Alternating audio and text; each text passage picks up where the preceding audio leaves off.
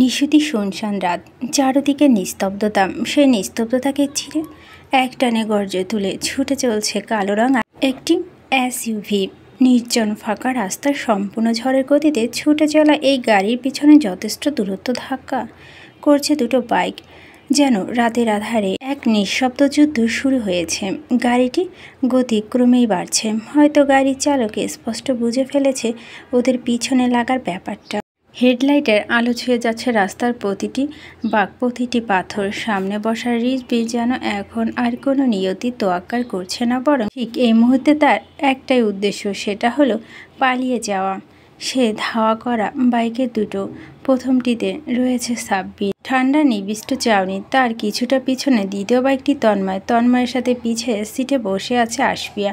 ভয় আর উদ্বেগে এর আতিষ্ঠ হয়ে তন্ময়ের কালো রঙা ব্লেজার দুহাতে শক্ত করে আঁকড়ে ধরে রেখেছেন আশফিয়া। আতঙ্কে ঘাবড়ে যাওয়া আশফিয়া, ভয়ের সবচেয়ে বড় উদ্বেগের আপাতত মেহেরিশকে ঘিরে। কিভাবে কি হয়ে গেল কিছুই বুঝতে পারছে না আশফিয়া। এত দূরত্বে সব কিছু ঘটেছে যে সমস্ত কিছু যেন ওর মাথার উপর দিয়ে চলে যাচ্ছে। বার কয়েক তন্ময়কে প্রশ্ন করো, কোনো সদুত্তর পায়নি সে। তন্ময়ের চোখে মুখে এখনো তীব্র মনোযোগ আর দুশ্চিন্তা। আশফিয়া মনে অস্থির হয়ে উঠছে। মেহেরিশে কি হয়েছে? তাকে কেন অপহরণ করা হলো? কারা নিয়ে যাচ্ছে ওকে? আর সবচেয়ে বড় প্রশ্ন, মেহেরিশ চুপ কেন? বাধা দিচ্ছে না কেন ওদের? নাকি ভয় পেয়ে কিছু বলতে পারছে না? ওদিকে তার বাবা মা তাদের খোঁজ না পেয়ে কি হুলস্থুলি কাণ্ড বাঁধাবে কে জানে। সব দুশ্চিন্তা গলা কাটার মতো বিড়ছে আশফিয়ার ভিতরে।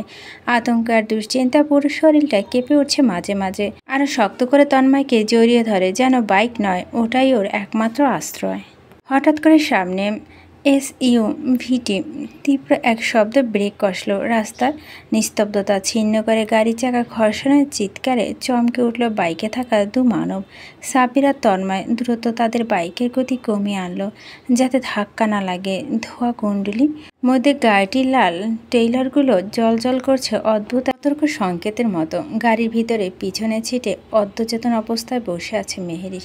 চোখ দুটো কুয়াশার মতো ঝাপসা, শরীর এলিয়ে পড়ছে নিজের অজান্তে। তীব্র মাথা ব্যথা আর অস্পষ্ট দৃষ্টির ভেতর দিয়ে কিছুটা উপলব্ধি করতে পারলো নিজের আয়ত্তে আনতে পারছে না তার অবচেতন মনটা। মেহেরিশের এই অর্ধচেতন শরীর দেখে অনুধাবন করা যায় কিছুক্ষণ আগে পান করা সেই ড্রিঙ্কসের প্রভাবের মাত্রা ঠিক কতটা ভয়ানক। লিসা মেহেরিশের পাশে বসে, চোখে মুখে এক অদ্ভুত ঠান্ডা অভিব্যক্তি। সামনে ড্রাইভিং সিটে রিজভি আর পাশে বসে আছে তারই এক সঙ্গী। হঠাৎ রাস্তার কালো রঙের এক বাইক দৃষ্টিগোচর হতে রিজভি ব্রেক কষে গাড়ি থামিয়ে দেয়। কিন্তু বাইক থামানোর কারণটা শুধু বাইকের উপস্থিত নয়, বরং তাতে বসে থাকা ব্যক্তিকে দেখে এক ঝাটকায় থমকে যায় রিজভি আর লিসা দুজনেই। সামনে থাকা মুখটি তাদের হৃৎপিণ্ডে গতিও থামিয়ে দেয়। রিজভির চোখে ঝলকে ওঠে রাগ, সংখ্যা আর বিস্ময়। দুজনে চোখাচোখি করে। রিজভি দাঁতে দাঁত চেপে স্টিয়ারিংয়ের দিকে ঝাঁপিয়ে পড়ে। এত কাছে এসে তাকে ছেড়ে দেবে না সে। গাড়ি গর্জে উঠতে পিছনে থেকে শক্ত হাতে লিসা ঠেকায় রিজভিকে। নো, ওর কোনো ক্ষতি করতে পারবে না তুমি। He is my life Rizvi, don't. Rizvi থামে না, বরং এক ঝটকায় লিসাকে সরিয়ে দিয়ে গিয়ার চেপে দেয় আবার। ঠিক সেই মুহূর্তে থরথর করে কেঁপে ওঠে গাড়িটি। গম্ভীর রাতে নিস্তব্ধতায় ছিঁড়ে সামনে থাকা গাড়িটির কাচের ওপর পরপর তিনটি গুলি শব্দে কেঁপে ওঠে গাড়ির ভিতরে থাকা সকলে। চমকে ওঠে সবাই। মেহেরিশ কিছু বুঝে ওঠার আগে মাথাটা আবার হেলে পড়ে পাশে। আকস্মিকভাবে গাড়ি থেমে যাওয়া সাব্বির আর তন্ময়ের বাইকে ব্রেক চাপে আচমকা এই থামার পেছনের কারণ উপলব্ধি হতে দুজনে নেমে আসে বাইক থেকে। তন্ময়ের পিছনে বসা আশফিয়াও নেমে দাঁড়ায়। বুকের ভিতর এতক্ষণ ধরে থাকা অজানা সংখ্যাটুকু কিছুটা বোধহয় হালকা হয়ে আসছে তার।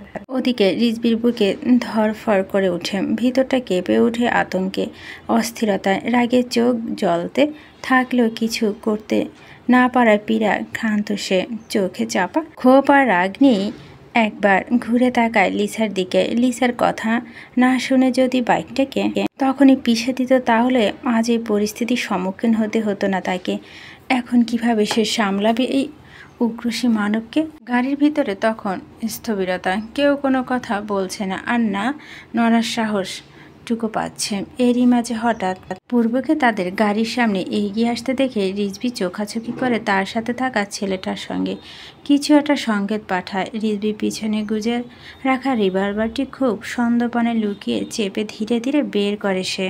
পূর্ব তাদের দরজার সামনে আসতে এক ঝটকায় দরজা ঠেলে বের হয়ে এসে পূর্বের দিকে বন্দুকটি তেড়ে ধরতেই আচমকা পূর্ব সরে গিয়ে পা দিয়ে লাথি মেরে ফেলে দেয় রিজভির হাতে থাকা সেই অস্ত্র। পরক্ষণে গাড়ি থেকে লাফিয়ে নামে রিজভির সঙ্গী। তৎক্ষণাৎ ছুটে তন্ময় আর সাব্বির রিজভির সঙ্গীকে শক্ত করে ধরে আটকে নেয় নিজের বাহুবন্ধনে। তন্ময় ঝাঁপিয়ে পড়ে রিজভির ওপর। রিজভি বুঝতে পারে সে ফেঁসে গেছে। যেখানে এদের সামনে অনেকজন মিলেও তারা অচল, সেখানে আজ শুধুমাত্র দুজন। তন্ময় জোরে ধরে রাখে রিজভিকে। তন্ময়ের হাত থেকে সরার জন্য আপ্রাণ চেষ্টা করে রিজভি, আর তখনই পূর্ব এগিয়ে এসে শুরু করে তার ওপর প্রবল আক্রমণ। তন্ময় ধরে রাখা অবস্থাতেই প্রথমে ঘুষি বসায় সোজা রিজভির নাক বরাবর। এরপর মুখে প্রথমে ঘুষিটা খেয়ে নিজে ব্যালেন্স ধরে রাখতে পারলেও দ্বিতীয় ঘুষিটা মুখে লাগতে তন্ময়ের হাতের বাঁধন ছেড়ে ছিটকে পড়ে নিচে। মাটিতে গড়াগড়ি খেতে খেতেও রেহাই পায় না রিজভি। উপর থেকে আধশোয়া থাকা অবস্থায় পূর্ব তার ওপরে একের পর এক এলোপাথারি আঘাত হানতেই থাকে। মারতে মারতে চিল্লিয়ে বলে, বাস্টার, যেখানে ওর ওপর পুরো অধিকার থাকা সত্ত্বেও মতের বিরুদ্ধে আমি এখনও ওকে স্পর্শ করার সাহস দেখানি, সেখানে তোর সাহস কী করে হলো ওর ক্ষতি করার চেষ্টা করা, ওকে স্পর্শ করা? ইউ ব্লাডি, বলে আবারও এলোপাথারি নাকে মুখে আঘাত করে যায় পূর্ব। রিজভির মুখে রক্ত বের হয়ে নিঃশ্বাসে আসে গুনগুন ধ্বনি, অস্পষ্ট অস্ফুট শব্দ বেরোয় মুখ থেকে। শরীর ঢলে পড়ছে কিন্তু তবুও থামে না। মারতে মারতে পুনরায় রিজভির কলা চেপে ধরে মুখে খুব কাছে নিয়ে আসে। নিঃশ্বাসে বিষ ঢেলে গর্জে উঠে, তোকে জ্যান্ত কবর দিব আমি আজ। তোর রক্তের রঙিন হবে এই রাস্তার প্রতিটি কণা। রিজভির শরীর নিস্তেজ হয়ে পড়ছে, নাক মুখ থেতলে চেহারা বোঝার উপায় নেই। তন্ময় এবার থামানোর চেষ্টা করে তার বন্ধুকে। বুঝতে পারে তার বন্ধু যে আদৌ সেন্সে নেই। আরও গভীর কিছু হওয়ার আগে এখানে থামাতে হবে, হেতের বিপরীত না হয়ে যায়। জোরাজুরি করে পূর্বকে রিজভির উপর থেকে উঠাতে পারে না তন্ময়। ঠিক তখনই লিসা ভয়ে কেঁপে কেঁপে বেরিয়ে ওদের গাড়ি থেকে। শরীর কাঁপছে অনবরত। চারপাশে তাকিয়ে বুঝতে পারে পরিস্থিতি যে অস্বাভাবিক। আশফিয়া হন্তদন্ত হয়ে গাড়ির দরজা খুলে মেহেরিসের কাছে পৌঁছায়। মেয়েটা অবচেতন, চোখে আধবোঝ করে কেবলই শরীর এলিয়ে রেখেছে। মেহেরিস, চিৎকার করে উঠে আশফিয়া দুহাতে মেহেরিসকে ধরে টেনে বের করে আনে বাইরে। কষ্টে দাঁড়িয়ে থাকে মেহেরিস আশফিয়ার গা শক্ত করে আঁকড়ে ধরে। সব ঠিক হবে, আমি আছি, আমি নিয়ে যাচ্ছি তোকে। এদিকে পূর্ব উঠে দাঁড়ায়, রাগে দাউ দাউ করে চোখ দুটো সামনে এসে দাঁড়িয়ে তাকায় লিসার দিকে। লিসা ভরকায়, থমকায়, ভয়ে গলা শুকিয়ে আসে তার। শুষ্ক গলায় পরপর ঢোক গিলে পূর্ব এই রাগী চোখে দুটো যথেষ্ট লিসার জন্য। লিসাকে দেখে যেন পুনরায় রাগ মাথায় চারা দিয়ে ধপধপ করে জেগে উঠছে। পূর্ব রাগে হিসে চেপে ধরে লিসার গলা। লিসা পিছিয়ে যায়। পিছুতে পিছুতে আকস্মিক গাড়ির সাথে ধাক্কা খায় লিসা। গাড়ির সাথে লিসার গলা চেপে ধরে শূন্যে উঠিয়ে দেয় লিসাকে। লিসা পা দুটো নাড়াচ্ছে মাটি ছোঁয়ার জন্য, তবুও মায়া হয় না এই যন্ত্র মানবের। মনে এক রক্তিও রাগে গর্জে ওঠে, তুই এতে জড়িত ছিলি তাই না? 2 টাকার সস্তা। লিসা চোখ দুটো গোল গোল হয়ে আসে। জিহ্বা বেরিয়ে আসতে নিলে আচানক তন্ময় পিছে থেকে ছাড়িয়ে নেয় পূর্বকে। পূর্ব হাত থেকে ছাড়া পেতে ধপ করে নিচে বসে পড়ে। কাশতে থাকে লিসা। আর একটু হলে বোধহয় নিঃশ্বাস রোধ হয়ে ঢলে পড়তো পৃথিবীর বুকে। বুকে হাত দিয়ে কাশতে কাশতে ঘন ঘন শ্বাস নেয় লিসা। তবুও যেন শান্ত হয় না পূর্বের শরীরে জ্বলতে থাকা আগুনে লেলিহান শিখা। পড়ন্ত অবস্থায় লিসাকে এক টানে উঠিয়ে পরপর একের পর এক থাপ্পড় মারতে থাকে গালে। থাপ্পড়ের শব্দ নিভু নিভু চোখে সেদিকে তাকায় মেহেরির ঝাপসা দৃষ্টি। যেন দৃশ্যটা ঠিকঠাক ধরা পড়ছে না, তবু একটা কষ্ট ভরা কপট রাগ নিয়ে কণ্ঠে মৃদু প্রতিবাদ জানিয়ে বলে ওঠে, আপনি এই আপুটাকে মারছেন কেন? ছেড়ে দিন ওনাকে। আকস্মিক মেহেরিশের মুখ থেকে এহেন অদ্ভুত আদেশ থেমে যায় পূর্বের হাত। ঘুরে তাকায় মেহেরিশের দিকে। তীক্ষ্ণ দৃষ্টিতে মেহেরিশকে একবার পরখ করে নেয়। তার চতুর মস্তিষ্ক বিষয়টা আয়ত্তে নিয়ে নেয় মুহূর্তে। চোয়াল শক্ত হয়ে ওঠে তার। পরে থাকা লিসার দিকে চেয়ে চিবিয়ে চিবিয়ে বলে, বিষ কি করেছিস তুই ওর সাথে? তুই? লিসা মুখ শুকিয়ে যায়, শব্দ বের হয় না মুখ থেকে। সে জানে এখানে যুক্তি দিয়ে আর লাভ নেই। আজ পুরো পরিকল্পনা ভেস্তে গেছে তার। যদি পূর্ব হঠাৎ না এসে পড়তো তাহলে সব তো পরিকল্পনা মতোই হতো তাদের। পূর্ব তেলে বেগুনে জ্বলে উঠছে আরও। পরপর দৃষ্টি ঘোরায় সাব্বিরের দিকে। সাব্বির মাথা নিচু করে দাঁড়িয়ে। তন্ময় এগিয়ে এসে পরিস্থিতি সামলে দেয়। এই মুহূর্তে রিজবিদেরকে তার বন্ধু চোখের সামনে থাকা মানে আরও ঘোর বিপদ আসবে। আর মেহেরির সামনে না থাকলে হয়তো ওদের যে কোনো একটা অবস্থা করে নিত তারা। তবে ওদের সামনে আরও খারাপ কিছু ঘটুক চায় না তন্ময়। পাশে থাকা ছেলেটির ইশারা দিতেই ছেলেটা রিজবিকে টেনে তুলে গাড়ির ভিতরে বসায়। পরপর লিসা উঠে বসে গাড়িতে। মুহূর্তে গাড়ি ছুটে পালায় তার বিপরীত দিকে। মেহেরিশ গাড়ির দিকে তাকিয়ে করুণ স্বরে আর্তনাদ করে বলে উঠল, ওই আপুকে যেতে বললেন কেন? আমি তো যাব ওনাদের সাথে, আমায় নিয়ে যেতে বলুন। মেহেরিশের এমন অহেতুক কথা দাঁত কিরমিরিয়ে তাকালো পূর্ব। নিজেকে যথেষ্ট স্বাভাবিক করে নিয়ে বাইকে উঠতে উঠতে শুধালো, উঠে বস। মেহেরিশ নড়ল না, ঠায় জিদ ধরে দাঁড়িয়ে রইল ওখানে। পরপর যে দেখে বলো, আমি আপনার সাথে যাব না। আপনি পচা, খালি সবাইকে মারেন। আমি ওই আপুর সাথেই যাব। আসপিয়া ভাইয়ের দিকে তাকালো। এক হাত ধরে রাখা মেহেরিশ এর হাতখানা আরেক হাতে কপালে থাকা ঘাম মুছছে। কলিজা শুকিয়ে আসছে ভয়। মেহেরিশের হাবভাব স্বাভাবিক নয়। মেয়েটা যে নির্ঘাত উল্টোপাল্টা কিছু খেয়েছে শিওর। পূর্ব বাইকে গিয়ে বসলো। পূর্বর বাইকে বসতেই তন্ময় আসপিয়াকে বলল তার সাথে যেতে। এখানে মাঝ রাস্তা থাকা সেফ না। যে কোনো সময় পুলিশ এসে গন্ডগোল পাকাতে পারে। পরে আবার আরেক ঝামেলা পড়তে হবে তাদের। পেশার খাতিরে সবসময় পুলিশ থেকে দূরে থাকতে হয় তাদের। মেহের, আমাকে রাগাস না, উঠে আসতে বলছি তো। পূর্বের ভারী স্বরে হিসে বলা কথা মেহেরিশ দমল না। ঠাই আটসাট হয়ে দাঁড়িয়ে থাকলো সেখানে, মাথা দুলতে ক্ষণে ক্ষণে। পরে যেতে নিলে আসপিয়া ভালো করে চেপে ধরে তাকে। আসপিয়া উপরে শরীরে ভর ছেড়ে দিয়ে গলার তেজ মিশিয়ে বলল, আমি বললাম তো আমি আপনার সঙ্গে যাব না। আমি সাব্বির ভাইয়ের সঙ্গে যাব। মেহেরিশের এহেন কথায় ভরকায় সাব্বির। শুষ্ক ঢোক গিলে তাকায় বন্ধুর রাগী চেহারার দিকে। এই মেয়েটা বারবার তাকে বেশ ফাঁসিয়ে দেয়। পরপর দ্রুত নিজের বাইকে উঠতে উঠতে সুধায়, আস্তাকুল্লা ভাবি, কি বলতাছেন এসব? আমি আমার বাইকে মেয়ে মানুষ উঠাই না। নাউজুবিল্লাহ। আমি তো আপনার ছোট বোনের মতো, আমাকে ওঠান সাব্বির ভাই। আমি আপনার সাথেই যাব। ওই পচা লোকের সাথে বসবো না আমি। সাব্বির আর কথা বাড়ায় না। একবার পূর্বের দিকে তাকিয়ে বাইক স্টার্ট দিতে দিতে বলে, এই অধমকে কেন বারবার ফাঁসানোর ধান্দা থাকেন ভাবি? আমি গেলাম, আল্লাহ হাফেজ বলে সাব্বির চলে যায়। পূর্ব বিরক্ত হয়। মন মেজাজ কোনোটাই ভালো নেই তার। বাইকে থেকে নেমে বাইক এক ছটানে জোরে এক লাথি বসায়। কেঁপে উঠে আসপিয়া আর মেহেরিশ। পিছনে আসপিয়া ধরে রাখা অবস্থায় পূর্ব মেহেরিশ এক হাত শক্ত করে টেনে ধরে নিয়ে এসে বসায় নিজের বাইকে। তবে পিছনে বসায় না। মেহেরিশের অবস্থা বেশ নাজুক, হেলদুল নেই কোনো। সামনে বসে পরপর নিজের বাইকে উঠে বসে। মেহেরিশ বসতে চায় না, ছটফটায় বাইকে থেকে নামতে। পূর্ব বাইকে উঠে নিজের পা দিয়ে চেপে ধরে মেহেরিশের পা দুটো। হাত দিয়ে চাপড়ে ধরে বাইকে স্টার্ট করতে করতে তন্ময়কে আদেশ করে, আসপিয়াকে নিয়ে বাড়িতে আয় বলে বাইকে স্টার্ট করে পূর্ব। মেহেরিশ হাত পা ছুটতে থাকে অনবরত। সে যাবে না এই লোকের সঙ্গে। মেহেরিশের মতে এই লোক ভীষণ পচা, যাকে তাকে রাস্তায় মারধর করতে শুরু করে দেয়। ভিতরে ঢুকতে চোখে পড়ে মেহেরিশের অত চেতনা সোফা গা এলে বসে থাকা দৃশ্য। আসবা দু চোখে ভাইকে খুঁজে। তার বাবা মা আসেনি বুঝতে পেরে স্বস্তি নিঃশ্বাস নেয় আসপিয়া। মাথা খট করে একটা আইডিয়া আসে, বাবাকে ফোন করে জানাবে তারা বাড়িতে চলে এসেছে। সেই মোতাবেক বাবার নাম্বারে বাড়ির ফোন থেকে কল লাগায় আসপিয়া। বাবাকে কিছু একটা বলে ম্যানেজ করে নেয় সে। এরই মাঝে চোখ পড়ে কিচেন থেকে বেরিয়ে আসা পূর্বের উপরে। দরজার সামনে তখনও দাঁড়িয়ে সাব্বির আর তন্ময়।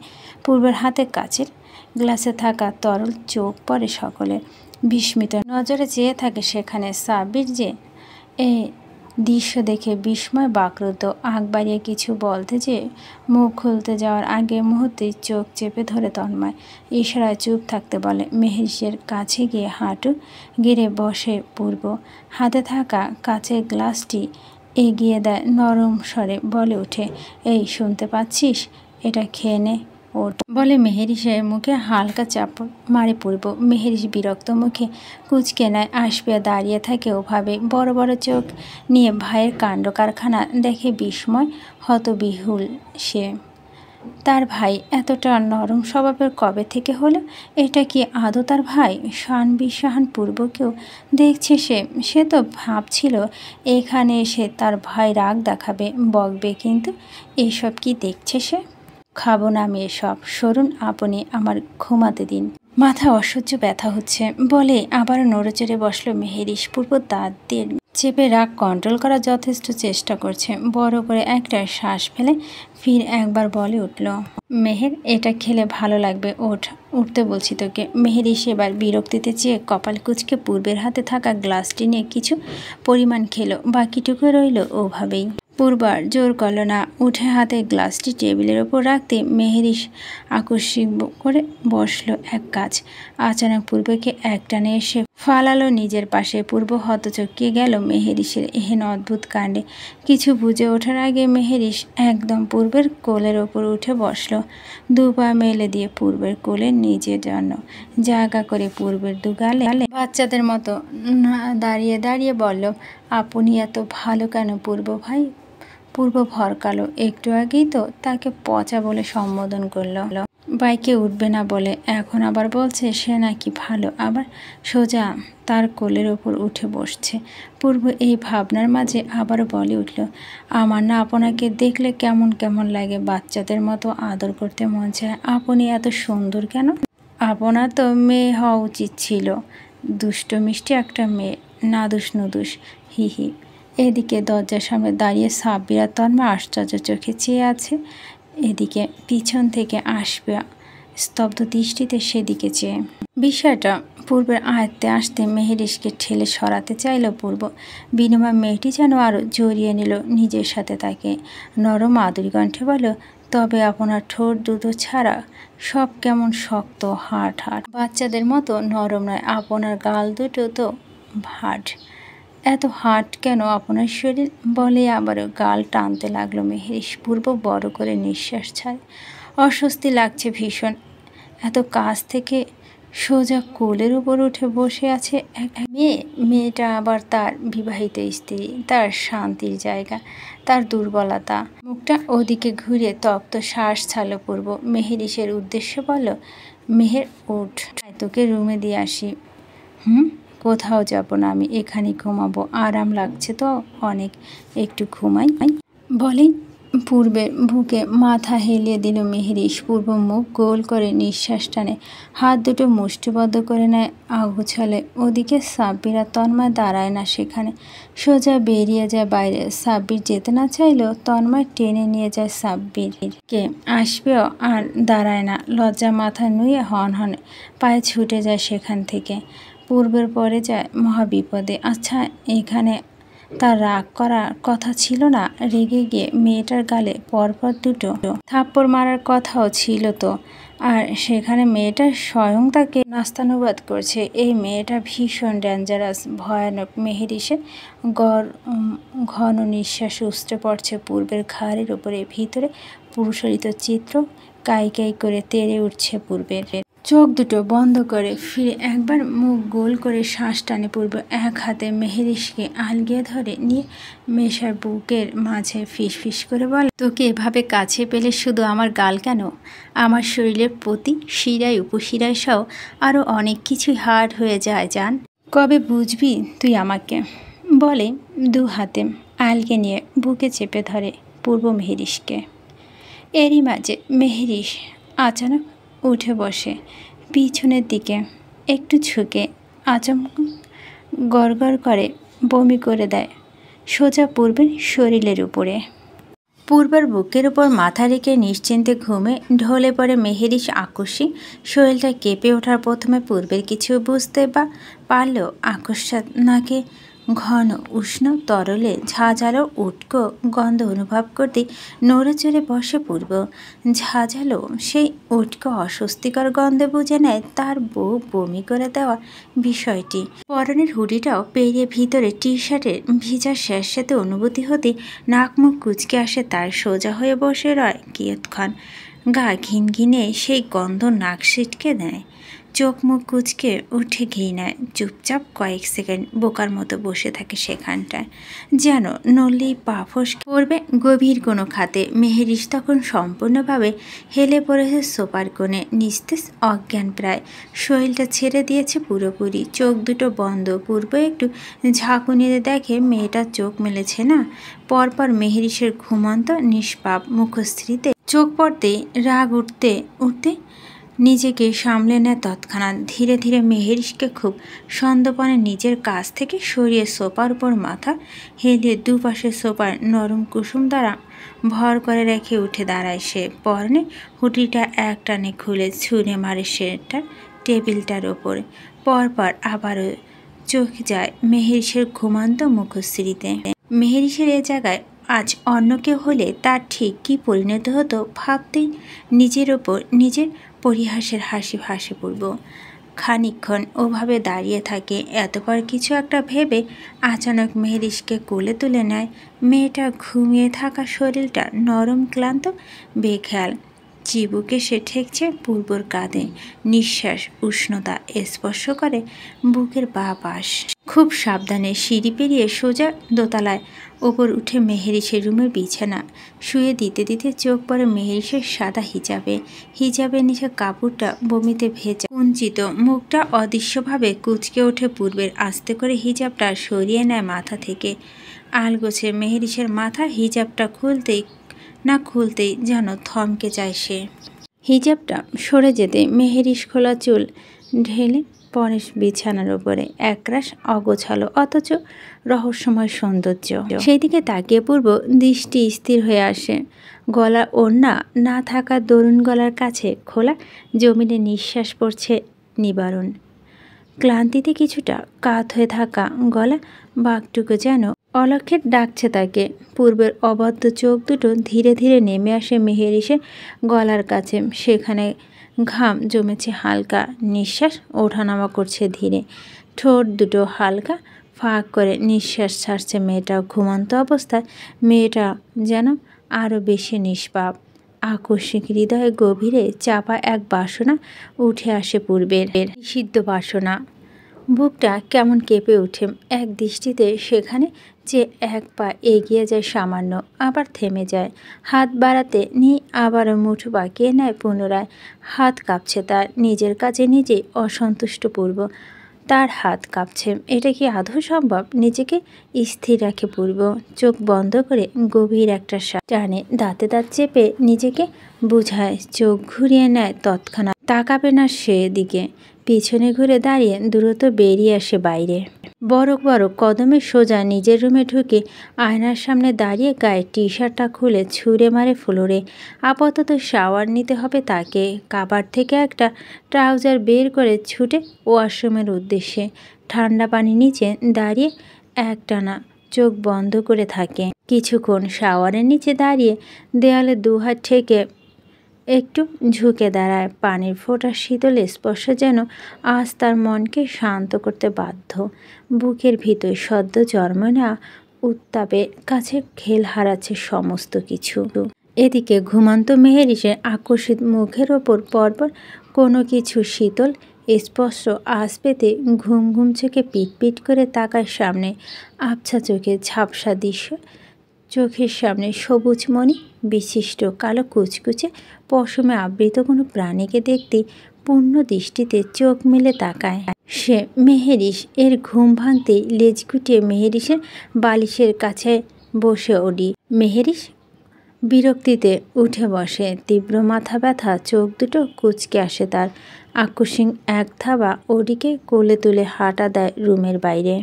ওয়াশরুম থেকে বেরিয়ে নিজ রুমের বেডের সাথে থাকা আয়নার সামনে দাঁড়ায় পূর্ব। পরনে শুধু কালো রঙা একটি ট্রাউজার, হাতে সফেদ টাওয়ালা দিয়ে ভিজা চুল মুছছে নির্বিঘ্নে।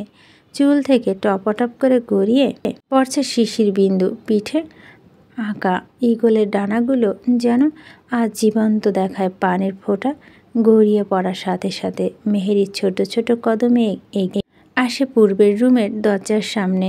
দরজা খোলা দেখে ঠেলে ভিতরে প্রবেশ করতে করতে শুধায়, আপনার এই নির্লজ্জ বিড়ালটাকে একটু বকে দিয়েন তো পূর্ব ভাই, জানেন ও কী করে। পুরো কথাটা আর শেষ করতে পারে না মেহেরির, সাথে সাথে চোখ আটকায় সামনে আয়নার কাছে দাঁড়িয়ে থাকা পুরুষ দেহটির দিকে। পূর্ব তখন চুল মুছছে, তার নগ্ন পেশিবহুল পিঠ জুড়ে ঈগল গচিত ট্যাটু বেয়ে গড়িয়ে পড়ছে জলকানা। সে ফোঁটা টুপটাপ করে পড়ছে কোমরের কাজ ঘেঁষে তপ্ত বাতাসে। সেই দৃশ্য যেন ধীরে ধীরে গলে যাচ্ছে। মেহেরিশ স্তব্ধ, চোখের পলক নড়ল না। নিভে নিভু চোখ দুটো যেন আচানক সজাগ হয়ে জ্বলে উঠল তার। ফেল ফেল করে তাকিয়ে থাকলো সামনে। ওটি তখনও মেহেরিশের বাহুবন্ধন আবৃত। হঠাৎ নিজের পিছনে কারো উপস্থিত আঁচ করতে পিছনে ঘুরে পূর্ব। এই মুহূর্তে নিজ রুমের সামনে মেহেরিশকে দাঁড়িয়ে থাকতে দেখে যতটা না অবাক হয়েছে, তার থেকে বেশি অবাক হয়েছে তার সামনে দাঁড়িয়ে থাকা মেয়েটির কোলে ওটিকে দেখে। ভুরু পাকিয়ে আসে পূর্ব আশ্চর্যে হতবিলুপ দৃষ্টিতে তাকিয়ে সে। মেয়েটা দুহাতে আস্তে পিস্তে ধরে রেখেছে ওটিকে। ঘুম ঘুম চোখ। ওটি সেই কখন থেকে মিউমিউ করে যাচ্ছে মেহেরিশ হাত থেকে ছাড়া পাওয়ার জন্য, অথচ সেদিকে ধ্যান নেই মেয়েটার। পূর্ব কপাল কুঁচকে তাকিয়ে রইল সামনে। মেয়েটা কি আদৌ সেন্স আছে, নাকি ঘুমের ঘোরে সোজা তার রুমে হেঁটে আসছে? ব্যাপারটা ঠিক বোধগম্য হচ্ছে না তার। ওদিকে ওরই নড়াচড়া ধ্যান ভাঙে মেহেরিশ। এই প্রথমবার পূর্বকে এমন ফেঁসে দেখেছে সে। না, ঠিক প্রথমবার নয়। 8 বছর আগে নিজ বাড়িতে লুকিয়ে ছেলেটাকে দেখতে গিয়ে তো একইভাবে পিঠের সেই ঈগলের দৃশ্য চোখে পড়েছিল তার। পূর্ব শরীর থেকে এখনও টুপটাপ গড়িয়ে পড়ছে বিন্দুকানা। মাথার চুলগুলো অর্ধ ভেজা। মেহেরির ছোট ছোট কদমের ভিতরে আসলো। ঘুম ঘুম কণ্ঠে অস্ফুটভাবে আওড়ালো, আপনার নির্লজ্জ বিড়াল আমায় ঘুমের ঘরে চুমু খেয়েছে, ওকে একটু বকে দিন তো, বলে ওদিকে ছুঁড়ে মারল কাউচের ওপর। মেহেরিশে ঝিমু ঝিমু কথায় পূর্ব বুঝতে পারল মেয়েটা যে এখনও নেশায় বুধ, পুরোপুরি কাটেনি নেশা। হাঁটতে নিয়েও হেলে দুলে যাচ্ছে বারবার। পূর্ব তপ্ত শ্বাস ফেলল, ভালো করে তাকালো মেহেরিশের দিকে। মেয়েটার গায়ে ওড়না নেই। সাদা লং গাউনের পিছনে থাকা চেনটা বোধহয় একটু খুলে গিয়েছে। কাঁধে একপাশে জামাটা নেমে গেছে সামান্য। পূর্ব দৃষ্টি ঘুরালো তৎক্ষণাৎ। কি হলো পূর্ব ভাই, ওকে একটু বকে দিন না, আমায় চুমু খেয়েছে তো। বেটা বেয়াদব নির্লজ্জ বিড়াল। পূর্ব পিছনে ঘুরল, সামনে থাকবে না সে। তারই ভুল হয়েছে। তখন আসার আগে আশপিয়াকে পাঠানো দরকার ছিল মেয়েটার কাছে। ঠিক নেই তার বউ। পিছনে ঘুরে মাথার তাওয়ালা দিয়ে চুল মুছতে মুছতে বলল ওর মাকে চুমু খেয়েছে, এতে বকার কি হলো? মেহেরিশ ঠোঁট বাঁকায় ঠাস করে এসে বসে কাউচের উপরে, ওদিকে বসার নিজের পাশে হাঁটু গেড়ে বসে এক দৃষ্টিতে তাকিয়ে থাকে সামনে। পূর্ব আর চোখে তাকায় সেদিকে। মেয়েটাকে নিজের দিকে এভাবে ফেল ফেল করে তাকিয়ে থাকতে দেখে কাবাটের দিকে এগিয়ে যায় সে। খুঁজে খুঁজে একটা টি শার্ট নিয়ে গায়ে জড়ায়। এতে যেন মেহেরিশের দেখা বাধা পড়ে। আকস্মিক বসা থেকে উঠে দাঁড়ায়, সোজা পূর্বের পিছনে গিয়ে দাঁড়িয়ে বলে উঠে, ওটা ঢাকলেন কেন? আমি দেখব, ভালো লাগছে তো দেখতে, খুলুন বলছি। পূর্ব ভ্যাকা চাকা খায়। কি দেখার কথা বলছে তার বউ আয়ত্তে আসছে না তার। কপাল কুঁচকে জিজ্ঞেস করে, বলে মানে আপনার পিছনে ট্যাটুটা খুব সুন্দর, আমায় একটা বানিয়ে দিবেন একদম আপনার মতো করে। পূর্ব হতাশ নিঃশ্বাস ছাড়ে। এই মেয়েটা আদৌ কি বলছে, কোনো আইডিয়া আছে তার? ধমকের সুরে বলে, মেহের রুমে যা, গিয়ে শুয়ে পড়, শরীর ক্লান্ত তোর, বিশ্রাম নে। মেহেরিস মুখ ফুলিয়ে আবারও গিয়ে বসে বেডের উপর। আজ এখানেই থাকবো, কোথাও যাব না। আপনি না আমার স্বামী? বউকে রুম থেকে বের করে দিচ্ছেন। কেমন স্বামী আপনি? পূর্ব ঠিক বুঝে উঠতে পারল না সে কি করবে। এই মুহূর্তে তার ঠিক কী করা দরকার। তার বউ নেশার ঘরে এসে স্বামী বলে স্বীকার করা, সে কি খুশি হবে নাকি? তখন থেকে যাচ্ছেন তাই বলে যাওয়ার রাগ দেখাবে? মনে মনে সিদ্ধান্ত নিল এখানেই থাকবে না সে। আপাতত আসবে আগে। ডাকার জন্য দরজার দিকে পা বাড়াতে নিলে আকস্মিক পিছন থেকে গিয়ে জড়িয়ে ধরে মেহেরিস। ঝিমঝিমে কণ্ঠে আলতো করে বলে উঠল, যাবেন না প্লিজ। গল্পের অংশটুকু ভালো লাগলে অবশ্যই লাইক করবেন।